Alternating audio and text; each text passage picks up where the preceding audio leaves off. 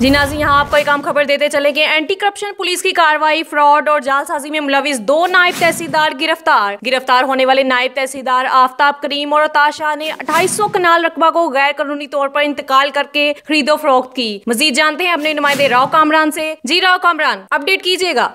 हाँ जी बिल्कुल किरण, बताता चलूं कि महकमा एंटी करप्शन ने कार्रवाई करते हुए महकमा माल के 2 नायब तहसीलदारों को गिरफ्तार कर लिया है। सर्कल ऑफिसर महकमा एंटी करप्शन वसीम अकबर लगारी के मुताबिक 2 मुख्तलिफ केसेस में नायब तहसीलदार अता शाह और नायब तहसीलदार आफताब करीम कुरैशी को गिरफ्तार किया गया है। जबकि बताता चलूं कि सर्कल ऑफिसर वसीम अकबर लगारी ने मजीद बताया कि नायब तहसीलदार अता शाह के खिलाफ महकमा एंटी करप्शन में मुकदमा नंबर 24/18 और आफताब करीम कुरैशी के खिलाफ मुकदमा नंबर 16/17 थाना एंटी करप्शन में दर्ज थे। गिरफ्तार होने वाले दोनों नायब तहसीलदार शहरियों की 2800 कनाल कीमती ज़राई अराज़ी को मुख्तलिफ अफराद के साथ साजबाज करते हुए गैर कानूनी इंतकालात किए और जमीनों की गैर कानूनी तौर पर खरीदो फरोख्त की, जिसकी बाबत इनके खिलाफ 2 मुख्तलिफ मुकदमा दर्ज किए गए थे, जिस पर एंटी करप्शन पुलिस ने कार्रवाई करते हुए 1000 कनाल जमीन वागुजार करवा ली है। जबकि मजीद बताता चलूं कि 1800 कनाल जमीन वागुजार करवाने के लिए कार्रवाई की जा रही है। गिरफ्तार दोनों मुल्जिमान का